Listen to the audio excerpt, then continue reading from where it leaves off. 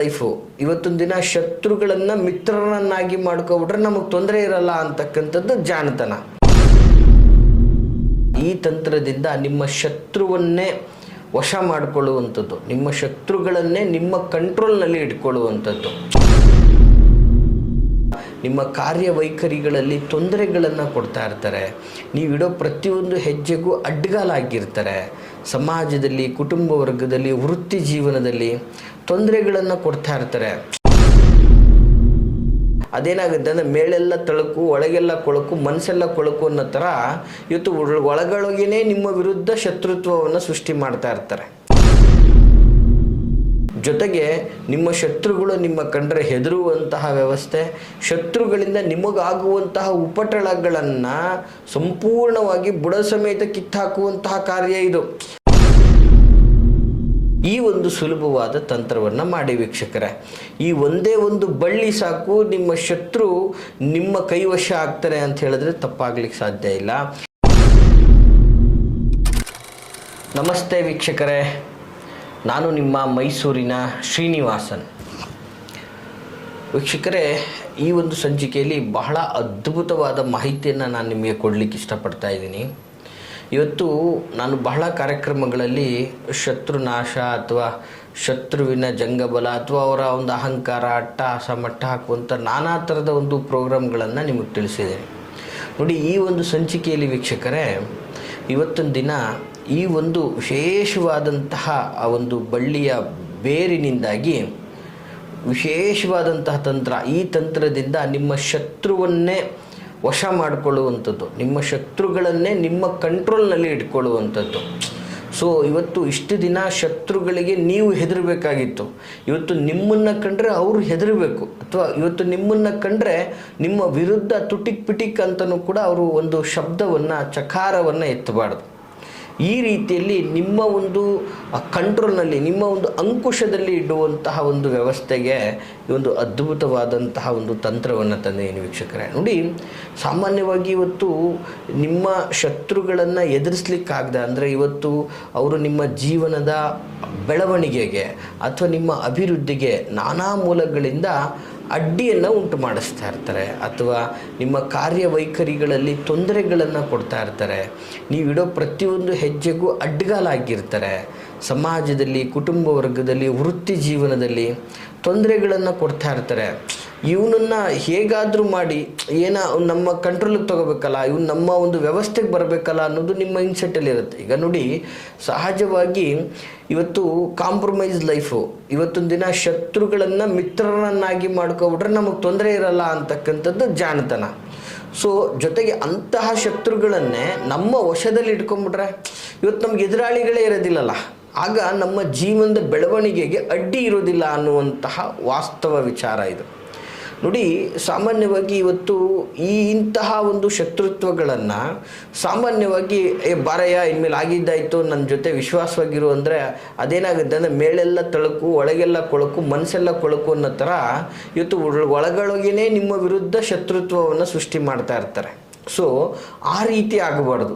ಇವತ್ತಿನ ದಿನ ಇವತ್ತು ಕಂಪ್ಲೀಟ್ಲಿ ಅವ್ರಿಗೆ ಯಾವ ರೀತಿ ವಶ ಅಂದರೆ ಒಂದು ರೀತಿಯಲ್ಲಿ ನೀವು ನಿಮ್ಮ ವ್ಯವಸ್ಥೆಯನ್ನು ಗೌರವಿಸುವಂತಹ ರೀತಿಯಲ್ಲಿ, ನೀವು ಅಂದರೆ ಒಂದು ಭಯ, ನೀವು ಅಂದರೆ ಒಂದು ರೀತಿಯಾದಂತಹ ಗೌರವ, ಜೊತೆಗೆ ನಿಮ್ಮ ವಿರುದ್ಧ ಯಕಶ್ಚಿತ್ತು ಏನು ಹೇಳ್ಬಾರ್ದಪ್ಪ, ಇವನಿಗೆ ನಾವೇನಾನ ಹೇಳೋಕ್ಕೆ ಹೋದರೆ ನಮಗೆ ತೊಂದರೆ ಆಗುತ್ತೆ, ಸೊ ಇವನಿಗೇನೋ ಮಾಡಬೇಕು ಅಂತ ಅಂದ್ಕೊಂಡ್ವಿ, ಅದೇನು ಮಾಡ್ಕೊಂಬಂದಿದ್ದೇನೋ ಗೊತ್ತಿಲ್ಲ, ಇವನಿಗೆ ನಾವೇನೂ ಮಾಡೋಕ್ಕಾಗ್ತಾ ಇಲ್ಲ ಅನ್ನುವಂತಹ ಒಂದು ಜಿಜ್ಞಾಸೆ, ಭಯ ಅನ್ನೋದು ನಿಮ್ಮ ಶತ್ರುಗಳಿಗೆ ಸೃಷ್ಟಿ ಆಗಬೇಕು.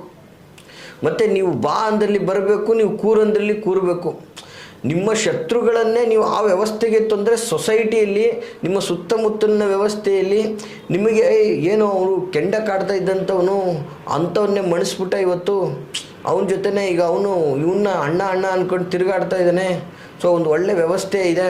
ಈ ರೀತಿಯಲ್ಲಿ ನಿಮ್ಮ ಶತ್ರುಗಳನ್ನೇ ನಿಮ್ಮ ಒಂದು ಕೈವಶವನ್ನಾಗಿ ಮಾಡಿಕೊಳ್ಳುವಂತಹ ವ್ಯವಸ್ಥೆ, ಜೊತೆಗೆ ನಿಮ್ಮ ಶತ್ರುಗಳು ನಿಮ್ಮ ಕಂಡ್ರೆ ಹೆದರುವಂತಹ ವ್ಯವಸ್ಥೆ, ಶತ್ರುಗಳಿಂದ ನಿಮಗಾಗುವಂತಹ ಉಪಟಳಗಳನ್ನು ಸಂಪೂರ್ಣವಾಗಿ ಬುಡ ಸಮೇತ ಕಿತ್ತಾಕುವಂತಹ ಕಾರ್ಯ ಇದು. ಯಾಕೆಂದರೆ ಇವತ್ತು ಅವರು ನಿಮ್ಮ ಶತ್ರುಗಳಾಗಿ ನಿಮ್ಮ ವಿರುದ್ಧ ಕಾರ್ಯ ಮಾಡಿದ್ರೇ ಅಲ್ವಾ ತೊಂದರೆ. ಸೊ ನಿಮ್ಮ ಜೊತೆಯಲ್ಲೇ ನಿಮಗೆ ಹೆದರ್ಕೊಂಡು ನಿಮ್ಮ ಕೈ ವಶದಲ್ಲಿತ್ತು ಅಂದರೆ ನಿಮಗೆ ಯಾವ ರೀತಿಯಾದಂಥ ತೊಂದರೆ ಇಲ್ಲ. ಇವತ್ತು ಈ ಥರ ಶತ್ರುಗಳು ಮಾಡುವಂತಹ ಪ್ರಭಾವಗಳಿಂದ ಎಷ್ಟೋ ಕುಟುಂಬಗಳು ಬೀದಿಗೆ ಬಂದಿದೆ, ಎಷ್ಟೋ ಮನೆತನಗಳು ನಾಶ ಆಗಿದೆ, ಎಷ್ಟೋ ಕೆಲಸ ಕಾರ್ಯಗಳು ಪಾಪ ಬಡವರಿಗೆ ಸಿಗದೇನೆ ನೋವನ್ನು ಅನುಭವಿಸಿದ್ದಾರೆ, ಎಷ್ಟೋ ವ್ಯಾಪಾರ ವ್ಯವಹಾರಗಳಿಗೆ ಹಾಕಿದ ಬಂಡವಾಳ ನಾಶ ಮಾಡಿಕೊಂಡು ಇವತ್ತಿಗೂ ಸಾಲದ ಸುಳಿಯಲ್ಲಿ ಸುಲುಕೊಂಡು ಗೊಂದಲವನ್ನು ಅನುಭವಿಸ್ತಾ ಇದ್ದಾರೆ. ಎಷ್ಟೋ ಆರೋಗ್ಯವಂತರು ಈ ಶತ್ರುಗಳು ಮಾಡುವಂತಹ ತಂತ್ರಗಳಿಗೆ ಆರೋಗ್ಯ ನಾಶ ಆಗಿ ಜೀವನೇ ಕಳ್ಕೊಂಡಿದ್ದಾರೆ. ಈ ಥರದ ನಾನಾ ವಿಧದ ಆ ಒಂದು ಸಮಸ್ಯೆಗಳನ್ನು ಶತ್ರುಗಳಿಂದ ಅನುಭವಿಸ್ಕೊಂಡು ನೀವು ಜೀವನವನ್ನು ನಡೆಸ್ತಾನೆ ಬಂದಿರ್ತೀರ ಇವತ್ತಿನ ದಿನ ಜಗತ್ತಲ್ಲಿ. ಅಂತಹ ಶತ್ರುಗಳು ನಿಮಗೆ ಸರೆಂಡರ್ ಆಗಿ ನಿಮ್ಮ ಕೈವಶ ಆಗಿ ಶತ್ರುಗಳನ್ನೇ ನಿಮ್ಮ ಕೈವಶದಲ್ಲಿ ಇಟ್ಕೊಂಡು ನೀವು ಮುಂದೆ ಹೋಗ್ತೀರಾ ಅಂದರೆ ನಿಮಗೆ ಯಾರ ಒಂದು ಭಯ ಇರೋದಿಲ್ಲ, ಯಾರ ಒಂದು ಅಡೆತಡೆ ಅನ್ನೋದಿರೋದಿಲ್ಲ, ಯಾರು ಅಪೋಸ್ ಮಾಡೋದಿರೋದಿಲ್ಲ. ನಿಮ್ಮ ಲೀಡರ್ಶಿಪ್ ಕ್ವಾಲಿಟಿ ಆಗಿರ್ಬೋದು, ಅಥವಾ ಸಂಘಟನಾ ಶಕ್ತಿ ಆಗಿರ್ಬೋದು, ಅಥವಾ ಸಮಾಜದಲ್ಲಿ ನಿಮ್ಮ ಗುರುತಿಸುವಿಕೆ ಆಗಿರ್ಬೋದು, ಅಥವಾ ನಿಮ್ಮ ಕಾರ್ಯಕ್ಕೆ ನಿಮಗೆ ಸಿಗಬೇಕಾದಂತಹ ಸ್ಥಾನ ಮಾನ ಮನ್ನಣೆ ಸನ್ಮಾನಾದಿಗಳು ನಿಮಗೆ ಪ್ರಾಮಾಣಿಕವಾಗಿ ಸಿಗುವ ವ್ಯವಸ್ಥೆ ಆಗ್ತದೆ ವೀಕ್ಷಕರೇ. ಸೊ ಹಾಗಾದರೆ ಏನು ಮಾಡಬೇಕು? ನಮ್ಮ ಶತ್ರುಗಳನ್ನು ನಮ್ಮ ಕೈವಶ, ನಮ್ಮನ್ನು ನೋಡಿದ್ರೆ ಹೆದರಬೇಕು, ನಮ್ಮ ಕಂಟ್ರೋಲಲ್ಲಿ ಇರಬೇಕು, ನಾವು ಬಾ ಅಂದರೆ ಬರಬೇಕು, ಹೋಗಂದ್ರೆ ಹೋಗ್ಬೇಕು, ನಮ್ಮ ವಿರುದ್ಧ ಎಲ್ಲೂ ಯಕಶ್ಚಿತ್ ಚಕಾರವನ್ನು ಎತ್ತಬಾರ್ದು ಅನ್ನುವಂತಹ ವಿಚಾರಕ್ಕೆ ಬಂದರೆ ಈ ಒಂದು ಸುಲಭವಾದ ತಂತ್ರವನ್ನು ಮಾಡಿ ವೀಕ್ಷಕರೇ. ಈ ಒಂದೇ ಒಂದು ಬಳ್ಳಿ ಸಾಕು, ನಿಮ್ಮ ಶತ್ರು ನಿಮ್ಮ ಕೈವಶ ಆಗ್ತಾರೆ ಅಂತ ಹೇಳಿದ್ರೆ ತಪ್ಪಾಗ್ಲಿಕ್ಕೆ ಸಾಧ್ಯ ಇಲ್ಲ. ಯಾವುದಪ್ಪ ಈ ಅಂತಹ ಒಂದು ಬಳ್ಳಿಯಿಂದ ಮಾಡುವಂತಹ ತಂತ್ರ? ನೀಟಾಗಿ ನೋಟ್ ಮಾಡ್ಕೊಳ್ಳಿ ವೀಕ್ಷಕರೇ, ಬಹಳ ಸುಲಭವಾದಂತಹ ತಂತ್ರ. ಏನಪ್ಪ ಅಂತಂದರೆ ಇದು ಒಂದು ಸಾಮಾನ್ಯವಾಗಿ ಇವತ್ತು ನಾವು ಕೆಲವು ನಿರ್ಜಲ ಪ್ರದೇಶಗಳಲ್ಲಿ ನಾವು ಓಡಾಡುವಂತಹ ಜಾಗಗಳಲ್ಲಿ ಇದನ್ನು ನೋಡಿರ್ತೀವಿ, ತುಂಬ ಕಡೆ ನೋಡಿರ್ತೀವಿ. ಬಟ್ ಇದೇ ಅನ್ನೋದ್ರ ಬಗ್ಗೆ ನಮಗೆ ಅರಿವಿರೋದಿಲ್ಲ. ಬಹಳಷ್ಟು ನಾವು ನೋಡಿರ್ತೀವಿ. ಏನಪ್ಪ ಅಂದರೆ ಅದು ಮುತ್ತಿನ ಬಳ್ಳಿ ಅಂಥೇಳಿ.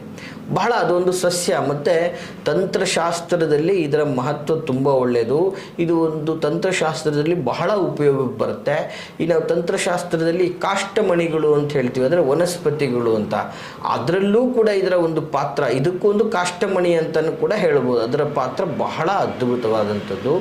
ಇದರ ಬೇರನ್ನು ನೋಡಿ ವೀಕ್ಷಕರೇ, ಈ ಮುತ್ತಿನ ಬಳ್ಳಿಯ ಬೇರನ್ನು ವಿಶೇಷವಾಗಿ ಚಂದನದೊಂದಿಗೆ ಅರಿಯಬೇಕು. ಸೂಕ್ಷ್ಮವಾಗಿ ಗಂಧದ ರೀತಿಯಲ್ಲಿ ಅರೆದು ಅದನ್ನು ವಿಶೇಷವಾಗಿ ಈ ಒಂದು ಸಣ್ಣ ಸಣ್ಣ ಗುಳಿಗೆ ಥರನೋ ಅಥವಾ ಒಂದು ಗಂಧದ ಥರ ಪೇಸ್ಟ್ ಥರ ಮಾಡಿಕೊಂಡು ಅದನ್ನು ನೀವು ತಿಲಕವನ್ನು ಇಟ್ಕೊಂಡು ಹೋಗಬೇಕಾದ್ರೆ, ಅದನ್ನು ತಿಲಕ ಇಟ್ಕೋಬೇಕಾದ್ರೆ ಈ ಒಂದು ಮಂತ್ರವನ್ನು ವಿಶೇಷವಾಗಿ ಒಂದು 11 ಬಾರಿ ಹೇಳಬೇಕು. ವಿಶೇಷವಾಗಿ 11 ಬಾರಿ. ಏನಪ್ಪ ಮಂತ್ರ ಅಂದರೆ ಬಹಳ ಸುಲಭವಾದಂಥ ಮಂತ್ರ ವೀಕ್ಷಕರೇ. ಓಂ ವಜ್ರಕರ್ಣ ಶಿವೆ ರೋಧ ಭವೆ ಮಮ ಈ ಅಮೃತ ಕುರು ಕುರು ಸ್ವಾಹ. ನೋಡಿ, ನಿಮಗೋಸ್ಕರ ಈ ಮಂತ್ರ ಸ್ವರೂಪದ ಉಚ್ಚಾರಣೆಯನ್ನು ನಿಮಗೆ ಮತ್ತೊಂದು ಸಲ ನಾನು ತಿಳಿಸ್ಕೊಡ್ತಾ ಇದ್ದೀನಿ. ಓಂ ವಜ್ರಕರ್ಣ ಶಿವೆ ರೋಧ ಭವೆ ಮಮ ಈ ಅಮೃತ ಕುರು ಕುರು ಸ್ವಾಹ ಅಂಥೇಳಿ ಈ ಒಂದು ವಿಶೇಷವಾದಂತಹ ಮಂತ್ರವನ್ನು ನೀವು 11 ಬಾರಿ ನಿಮ್ಮ ಮನದಲ್ಲಿ ಹೇಳಿಕೊಂಡು ಈ ಒಂದು ಪೇಸ್ಟನ್ನು ಗಂಧದ ರೀತಿಯಲ್ಲಿ ಹಣೆಗೆ ತಿಲಕದ ರೀತಿಯಲ್ಲಿ ಇಟ್ಕೊಂಡು ನಿಮ್ಮ ಶತ್ರುಗಳ ಮುಂದೆ ನಿಂತರೆ ನಿಮ್ಮ ಶತ್ರುಗಳು ನಿಮ್ಮನ್ನು ಕಂಡು ನಿಮಗೇನೋ ತಡಿಬೇಕು ಅಥವಾ ನಿಮಗೇನೋ ಅವಮಾನ ಮಾಡಬೇಕು ಅಥವಾ ನಿಮ್ಮ ಒಂದು ಕಾರ್ಯ ಆಗದೇ ಇರೋ ಥರ ಏನೋ ಮಾಡಬೇಕು ಅನ್ನುವಂಥ ಕುತಂತ್ರ ಬುದ್ಧಿ ನಾಶ ಆಗ್ತದೆ. ಸ್ಪಾಟಲ್ಲೇ ನಿಮಗೆ ಸರೆಂಡರ್ ಆಗ್ತಾರೆ. ಸೊ ನಿಮ್ಮ ವಿರುದ್ಧ ಏನೂ ಕೂಡ ಯಕಾಶ್ಚಿತ್ ಚಕಾರ ಶಬ್ದ ಬರೋದಿಲ್ಲ, ನಿಮಗೆ ಅವರು ವಶವಾಗ್ತಾರೆ. ಅಂತಹ ಒಂದು ಅದ್ಭುತವಾದಂತಹ ತಂತ್ರ ಇದಾಗಿರ್ತದೆ ವೀಕ್ಷಕರೇ. ಬಹಳ ಸೂಕ್ಷ್ಮವಾಗಿ ಶ್ರದ್ಧಾ ಭಕ್ತಿ ಪೂರ್ವಕವಾಗಿ ಪರಿಪೂರ್ಣ ನಂಬಿಕೆ ಇಟ್ಕೊಂಡು ಈ ಒಂದು ತಂತ್ರವನ್ನು ಮಾಡಿ ಯಶಸ್ಸನ್ನು ಕಾಣ್ಕೊಳ್ಳಿ ಅಂತ ನಾನು ನಿಮ್ಮಲ್ಲಿ ಕೇಳ್ಕೊಳ್ತೀನಿ ವೀಕ್ಷಕರೇ. ಈ ಮಾಹಿತಿ ತಮಗೆ ಇಷ್ಟವಾಗಿದ್ದರೆ ಲೈಕ್ ಮಾಡಿ.